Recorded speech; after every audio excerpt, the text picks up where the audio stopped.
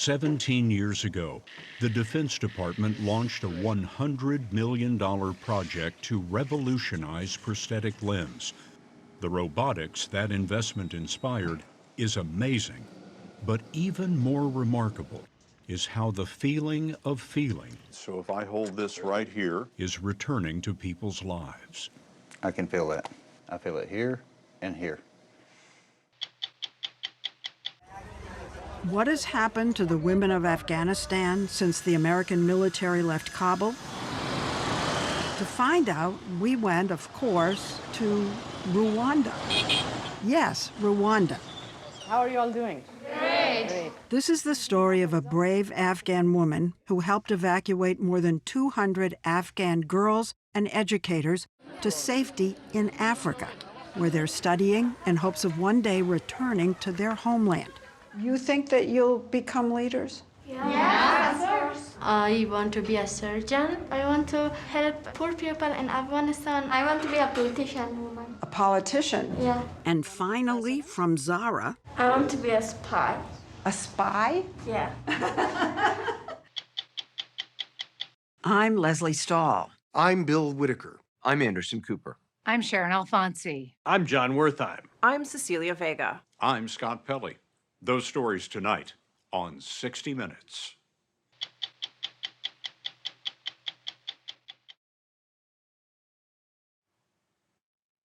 We don't often think about how the sense of touch makes our lives possible. We grip a paper coffee cup with perfect force to hold it, but not crush it. Our feet always find the floor. But for people with artificial limbs or those with spinal injuries, the loss of touch can put the world beyond their grasp. 17 years ago, the Defense Department launched a $100 million project to revolutionize prosthetic limbs. The robotics you're about to see is amazing, but as we first reported earlier this year, even more remarkable is how the feeling of feeling is returning to people like Brandon Prestwood. For me, it's a battle if I wanted to live or die. you weren't sure you wanted to live? No. I didn't know if I wanted to or not. Brandon Prestwood's battle began with the loss of his left hand. In 2012, he was on a maintenance crew reassembling an industrial conveyor belt when someone turned it on. My arm was dragged in pretty much up to the shoulder. It crushed my bones in my arm and fed my arm through a gap about 1 inch.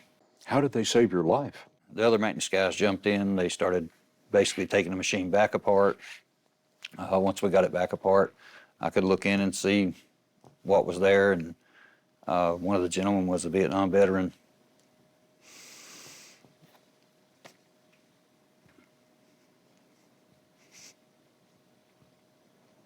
And the Vietnam veteran knew what to do? Yeah. The Vietnam veteran knew tourniquets, but Prestwood lost his hand and couldn't return to his job. Go eat this. Yeah, that sounds good. After 4 years with a hook, he told his wife, Amy, he wanted to volunteer for experimental research involving surgery at the VA. I was not 100% on board to start with, but I knew he had his mind set that he had to do this, and I couldn't hold him back. 6 years later, thanks to Defense Department and VA projects, Prestwood controls this hand with nothing but his thoughts. Everything still feel good? Probably when I get her turned around here. Electrodes implanted in muscles in his arm pick up his brain's electrical signals for movement. A computer translates those signals to the hand. How about the middle finger now? Sensors in the plastic fingers are connected to nerves in his arm to return a basic sense of touch. Close your eyes, tell me when you're feeling each of these. Which he can demonstrate with his eyes closed. Pinky. Index. That's not bad. Middle. Still requires a little bit, but it's not bad. Biomedical engineer Dustin Tyler leads this research at Case Western Reserve University and the Cleveland VA. Touch is about connection. It's connection to the world, it's about connection to others, and it's connection to yourself, right? I mean, we never experience not having touch. It's the largest sensory organ on our body. All right, so go ahead. Tyler first attempted an artificial connection in 2012. He switched it on in a volunteer and wondered what would happen. So I was concerned, would it be his whole hand? Would it be painful? Would it not feel anything? We had no idea. So one of those big moments in my career was he came in, we first turned on the stimulus, and he kind of stopped for a second, and he goes, "That's my thumb. That's the tip of my thumb." This happened right away. First It time. didn't require any training of the brain. No, that was the beauty of it. My thumb. Brandon Presswood remembers the instant it happened to him. That's my fingers. I'm feeling my fingers that I don't have anymore. I'm feeling them. A definite feeling, he told us, but different. It doesn't feel exactly like my right hand. It's a tingling sensation. It's not painful. It's kind of like if your hand's been to sleep, right at the end, right before it wakes up, for me, it's pleasant. It's a pleasant tingling. Let's see if you can do it on cherry here. A tingling that's light with a light touch, but grows stronger the harder he presses. Eyes closed, he can pinch a cherry firmly enough to pull it from its stem, but not crush it. You can feel this is light. I had to use my lightest touch So if I hold this right here, with an empty eggshell. I can feel that. I feel it here and here. It's a feeling more than a decade in the making. at the beginning of this research, how did you even imagine that this would be possible?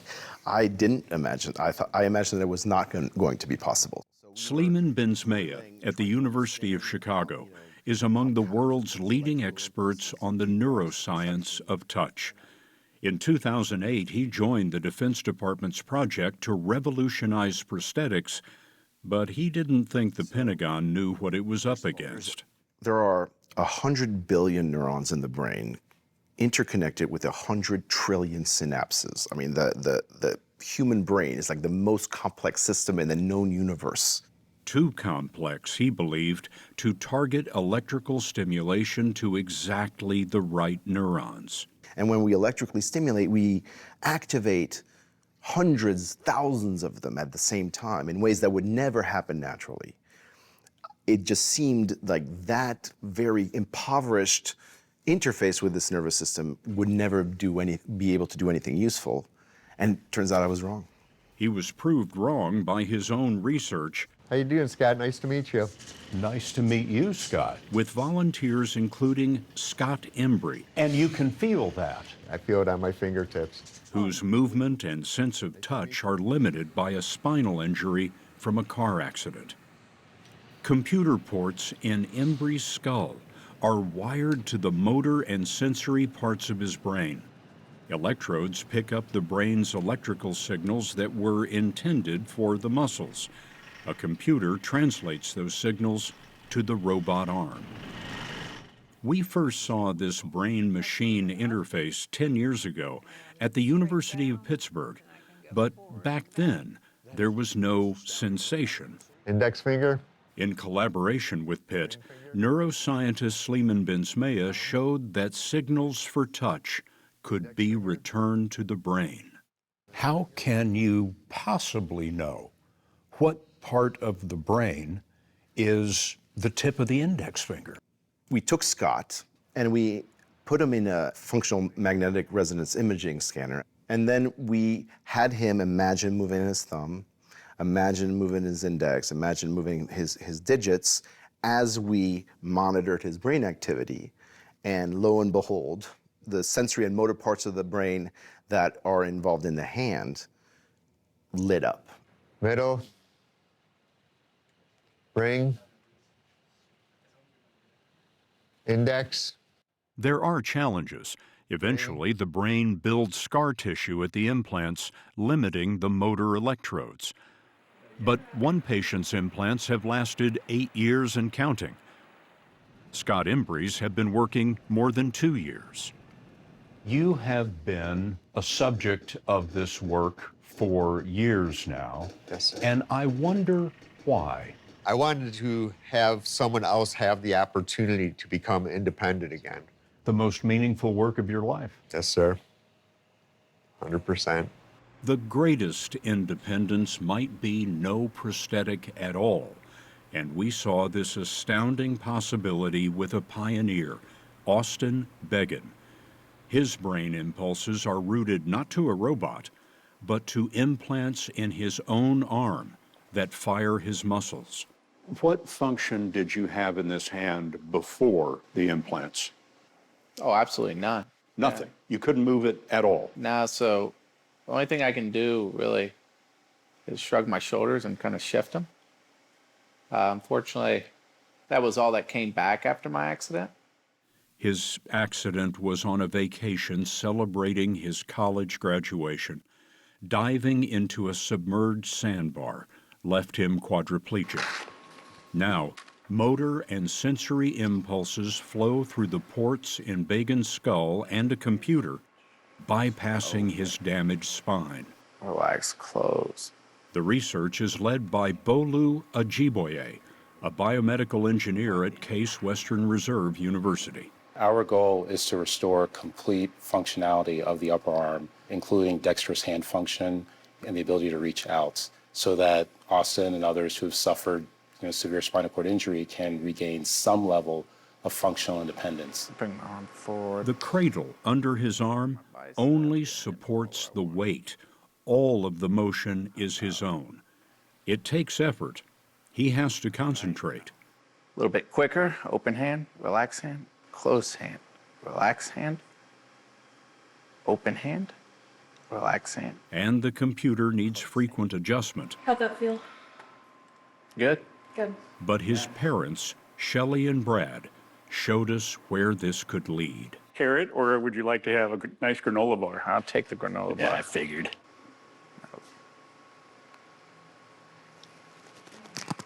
Beggin retained limited feeling after his injury, which makes him ideal for evaluating the artificial sense of touch. Pointer finger. So if I can extend first. His motor skills Let me open my hand for you. continue to grow. And squeeze around it. You'll feel me really start to dig in right there. You got a grip. Yeah, it really is. I'm let go, yeah. And I'll bring the arm back up. Congratulations. Yeah, thank you. Thank you so much. Amazing advances are coming quickly. Danny Werner lost his foot in Vietnam. It's on.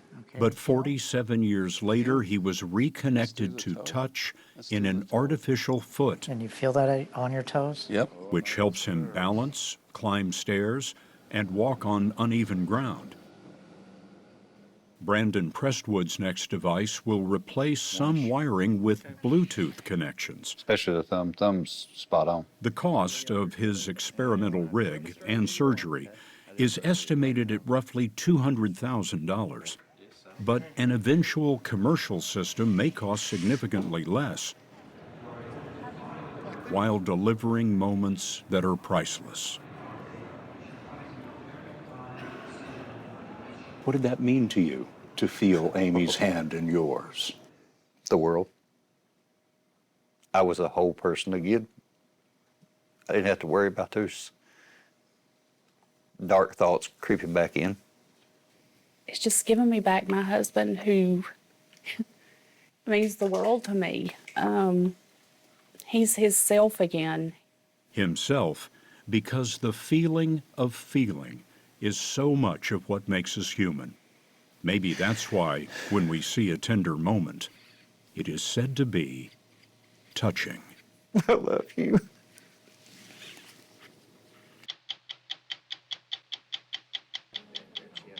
Following the breakthroughs in prosthetics. That is just the most astounding thing I've ever seen. At 60minutesovertime.com.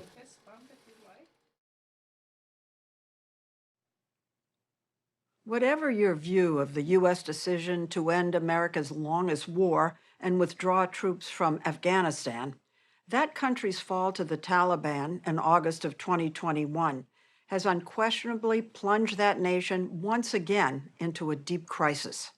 Millions are facing famine, and the economy is in shambles. Those suffering the most are Afghan women and girls.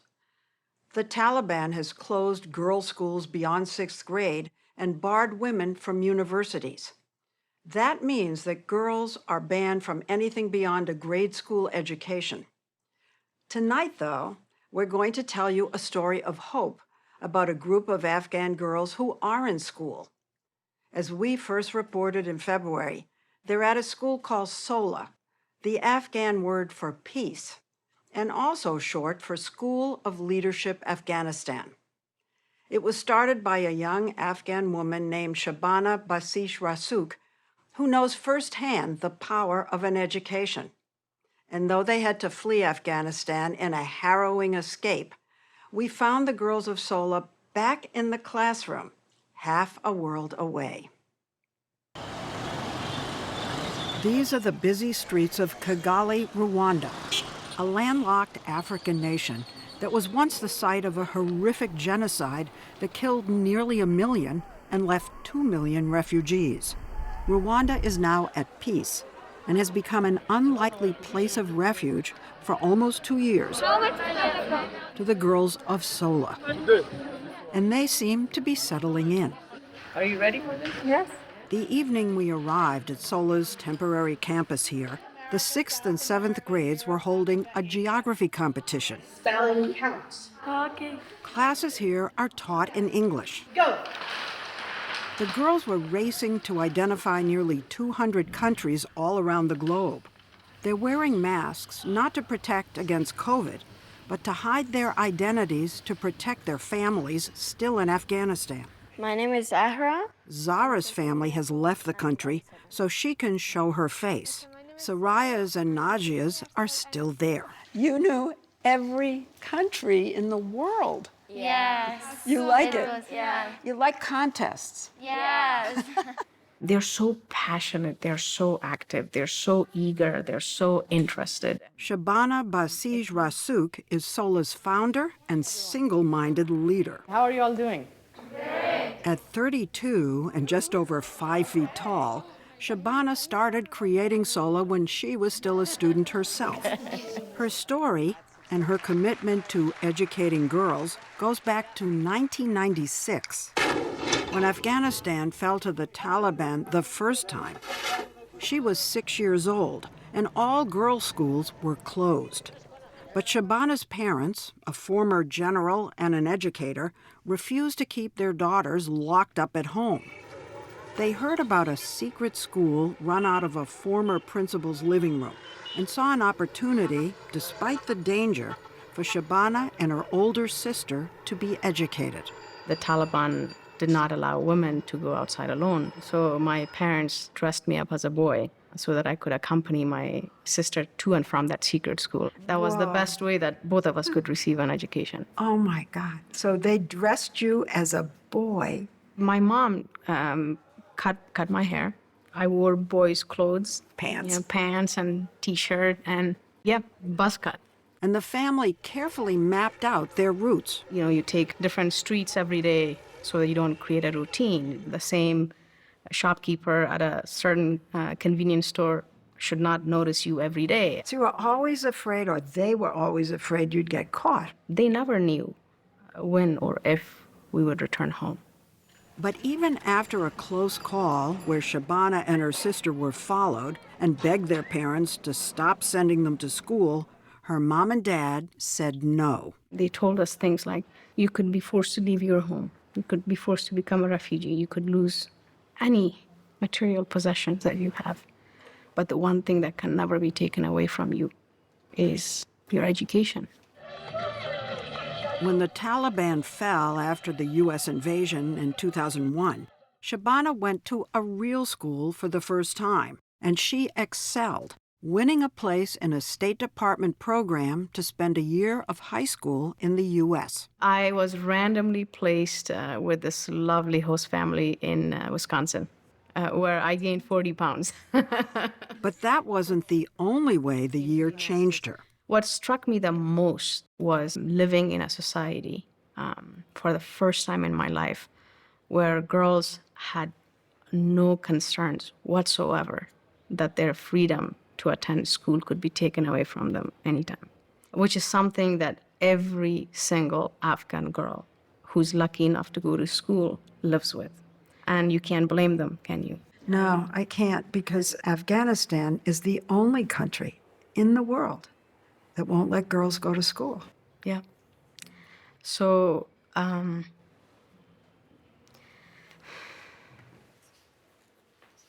Why are you tearing up? That Afghanistan's the only country? mhm. Shabana's commitment to her homeland runs deep.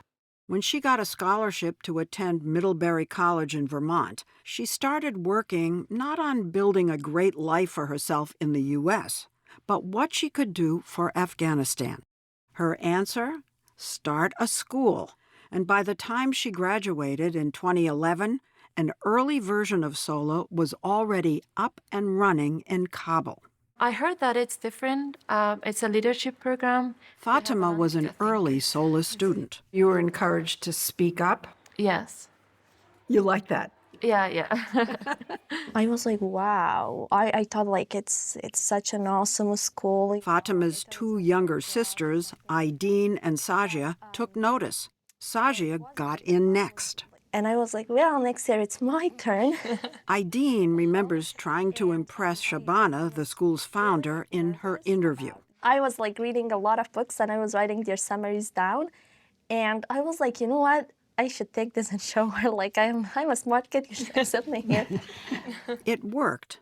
Aideen started as a sixth grader in 2016, the year SOLA expanded to become a full-fledged 6th to 12th grade girls' boarding school, the only one in Afghanistan, funded as a U.S. nonprofit through grants and donations. There were daily assemblies and the school's own special Pledge of Allegiance. We all are Afghans. We love Afghanistan. We will try our best and work hard to improve this beautiful country. Shabana's goal was both to educate her students and serve the nation by training a generation of leaders from Afghanistan's various regions and religious sects. My roommate was Shia and I was Sunni, and it was my first time to talk to a Shia girl, and it was so interesting to hear from her. Do you deliberately want the children of conservative families? We certainly create an environment in which even the most conservative families in Afghanistan would feel comfortable sending their daughters. Do they? They do. Do you teach the Quran? We do. For these young women to be effective leaders of Afghanistan, they have to be great Muslims, great Afghans, and highly educated. At the start of 2021, SOLA was thriving. Shabana had secured land in Kabul, and construction was underway on a new campus. There were a record number of applications, with students enrolled from all over the country, and SOLA graduates were doing just what Shabana had envisioned. Fatima had finished college and was working at the Afghan Ministry of Finance. I was a professional woman. I was contributing. I also had all my friends who were educated women and men as well. So there was a little community. Yes. But the Trump administration had been negotiating with a newly emboldened Taliban, promising a withdrawal of U.S. troops. And then, in April of 2021, President Biden announced an unconditional exit. I've concluded that it's time to end America's longest war. It's time for American troops to come home.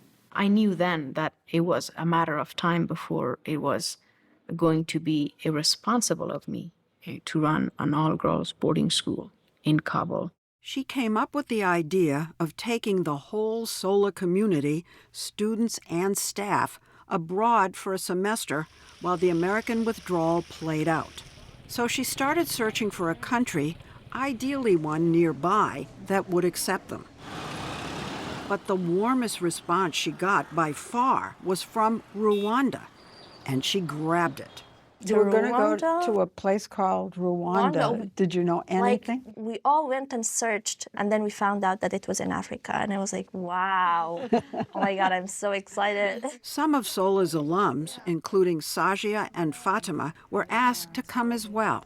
So was the idea at that moment that you were escaping and that you weren't going to come back for a while? No, the idea was that the security is getting worse. We would live for a semester, and then if the security gets better, we would come back. If not, we would stay there for a year or more. What was the atmosphere in Kabul at that point? The provinces were, falling one after another, but then we were not hoping for Kabul to fall this soon.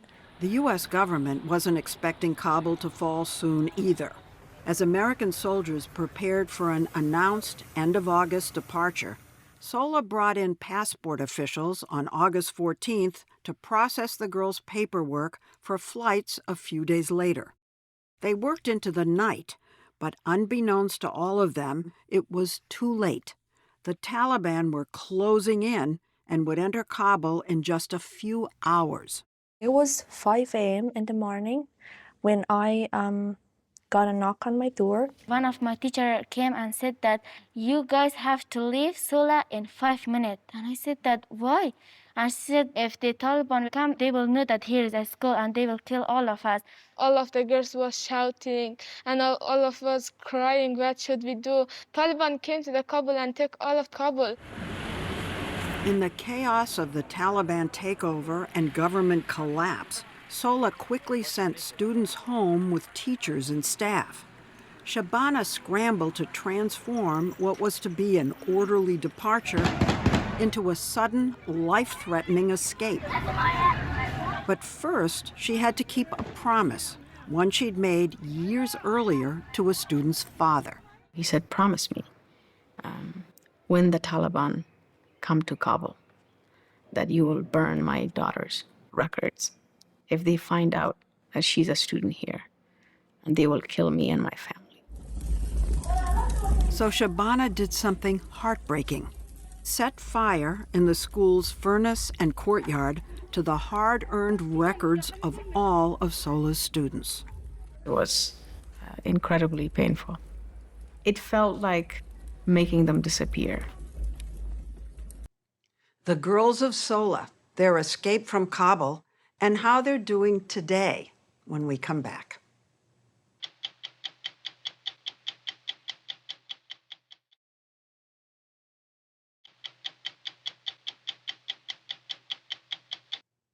Most of us remember the desperate, frantic crowds trying to get out of Kabul after the Taliban takeover in August 2021.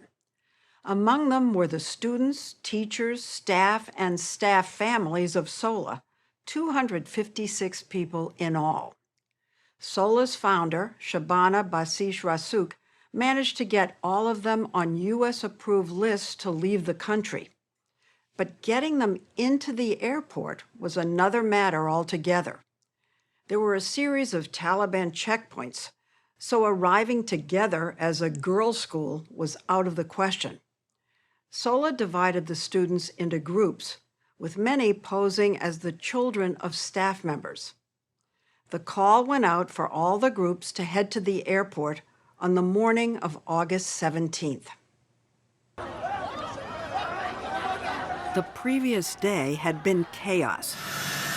People had been clinging to airplanes, and crowds had descended on the airport. Sisters Fatima, Sajia, and Aideen prepared to go there together. We had our masks. We made sure our scarves are put tightly, and we were wearing very long dresses. When we left, my mom was telling us that make sure that you don't do eye contacts with Talibs. So we were just really scared, and then it was just like... If I look down, they won't look at me. Yes. Yeah. By the time we got closer to the airport, it was so crowded. The weather is hot, and I have this black scarf and black mask, and it's suffocating. People was pushing each other and shouting, and all of the babies crying. I saw Taliban that they were shooting the guns, and also They were shooting guns? like the bullets. The sky. Someone took my scarf. It was in my head, and then someone, and the Talibs saw me, and I shouted, and I said that they will kill me now. As a teacher quickly handed Najia a scarf, Fatima and her sisters were being jostled by the crowd. Everybody was pushing, and in a moment, I noticed that my sisters aren't there. At one point, she was gone. So now it's just the two of you. I remember sitting there and then crying, and I was like, I don't want to go. Can we just stop here, Let's just go back. Honestly, I understand. I probably would have done just what you did. It was a tragedy, with women having like their very young kids. I was like, I just can't take this anymore. I really didn't know what to do because she was not listening to me. And then one of SOLA teachers came and told her that you gotta stand up, go, or stay here forever. And then I took her hand and then we went.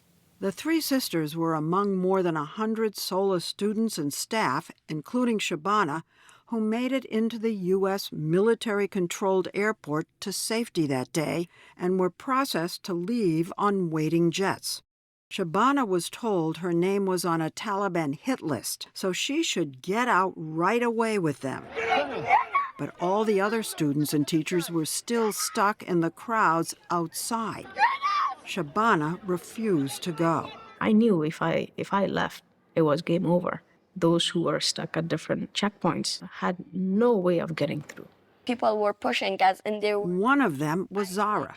Taliban was saying sit, and there was no place to sit. Zara's group and others had to turn back, while Shabana spent a first sleepless night inside the airport. After 2 more days of waiting in these throngs, one last group of 52 was still stuck. Shabana asked a U.S. Marine captain to accompany her out of the safety of the airport and back to the Taliban checkpoint. Captain Nicholas Gray grabbed 2 members of his team and said, "Let's do this." You were in the airport and went out? And then went back. This is what you do. You have 10-year-old girls, 11-year-old girls, 15-year-old girls stuck on the other side. You do anything you can to get them to safety. And she shouted, Soraya, Soraya, come this way. And I pushed, and I get her hand. And she pulled you? Yeah. Oh, my goodness. These pictures were taken as the very last group of students and Shabana, after 3 days and 2 nights in that airport, boarded the military transport plane that would at last fly them away. She had managed to get everyone out, 256 people. And you have to say to yourself, I did it, it's over. I got everybody out. It was finally having a moment to think about, oh my God, this is it. Oh my God, this is it. So now you're looking to the future. We're leaving, and I was taking with me from Afghanistan some of the best educated girls, women leaders in the making. I felt so heartbroken for our people, for Afghanistan. I felt heartbroken for the very people who are leaving. They are some of the most wanted talent in Afghanistan. And as soon as they step outside of this airport, they're going to be seen as unwanted refugees wherever they end up. Hello. Good morning. But her students are having a completely different experience. In Rwanda, they have been welcomed. Good morning. How are you today? We found them dressed in new school uniforms, since each of them had fled with just a backpack. I love what you're wearing. Thank you. They're hand-sewn with Rwandan patterns to honor their adopted home. Do you like it here? Yeah. You wouldn't know they'd been away from their families for more than a year. Thank you. SOLA's temporary campus here feels like a haven. It's a former hotel complex. Its restaurant now a dining hall, with classrooms converted from hotel suites. Division. They're getting on with the business of learning, mastering math terms in English. With many of their Afghan teachers now resettled as refugees in other countries, SOLA has brought in new teachers from abroad. That's great. Good job. This is a school for leadership. Yeah. You think that you'll become leaders? Yeah. I want to be a surgeon. I want to help poor people in Afghanistan. I want to be a politician woman. A politician? Yeah. Soraya wants to be an astronaut. Space woman. And finally, from Zara, I want to be a spy. A spy? Yeah.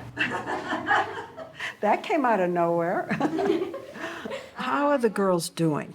Our students, our girls, have been consistently and remarkably focused. It is beyond inspiring to see these young girls who know they have no idea when they're going to be able to reunite with their families.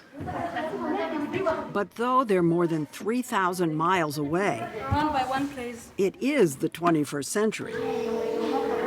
One of the most striking scenes we saw here was the daily hour after classes end when girls can call their families.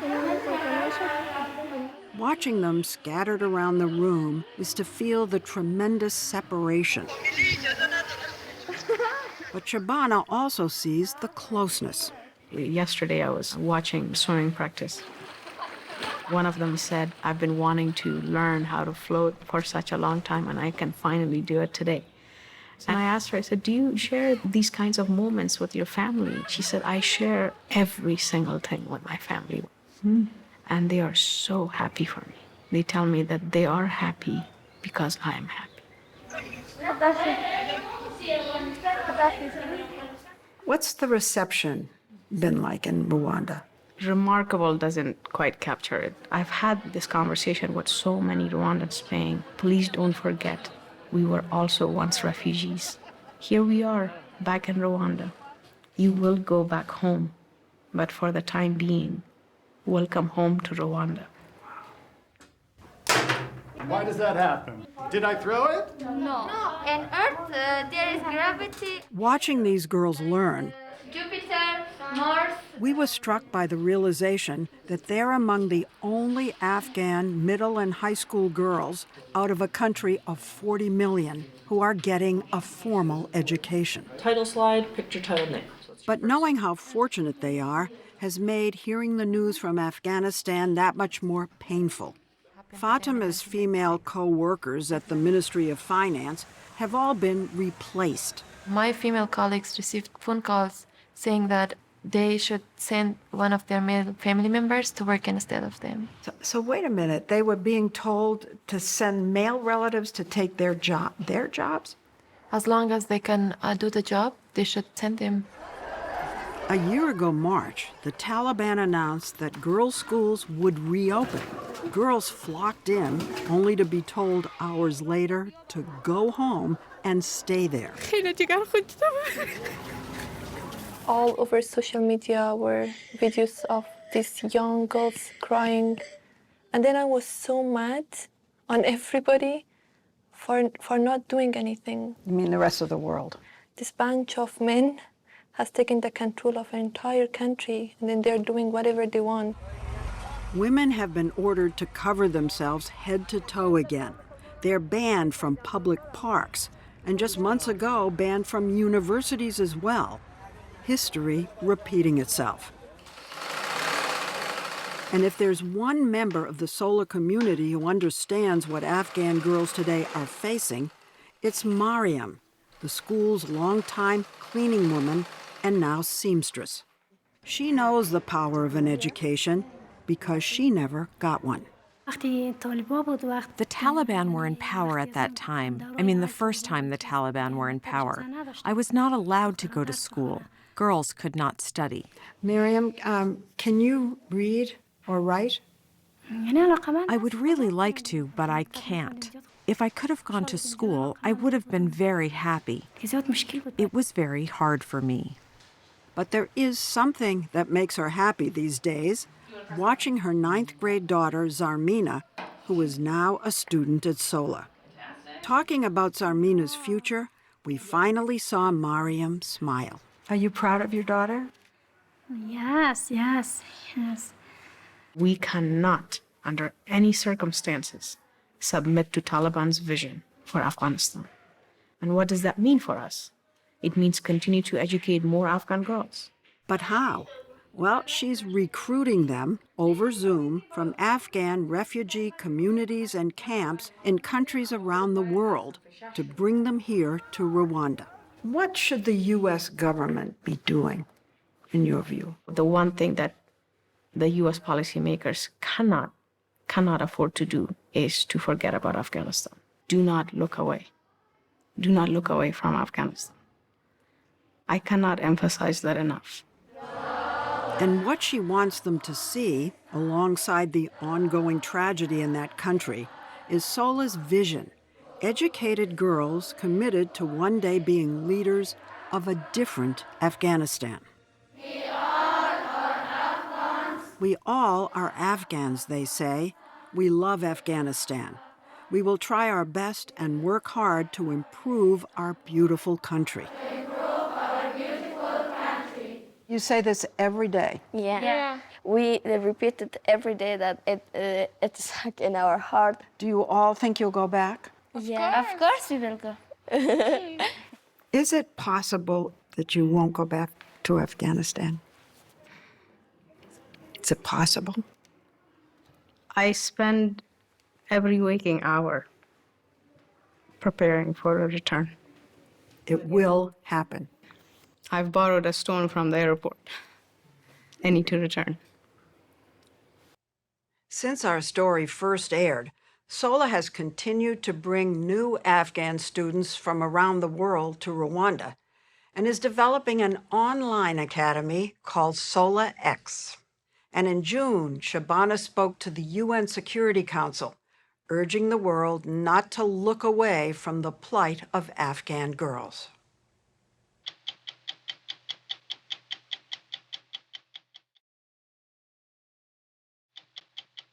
I'm Leslie Stahl. We'll be back next week with another edition of 60 Minutes.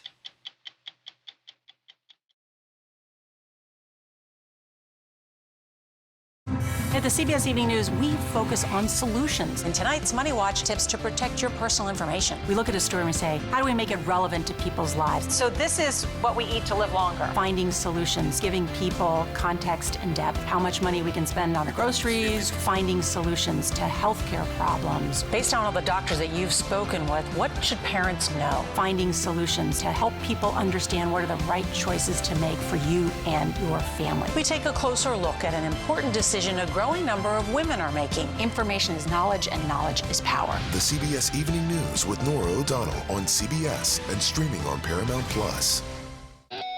CBS Reality Titans. Battle it out with MTV Challenge legends. Who has what it takes to become America's best? This is the Challenge USA.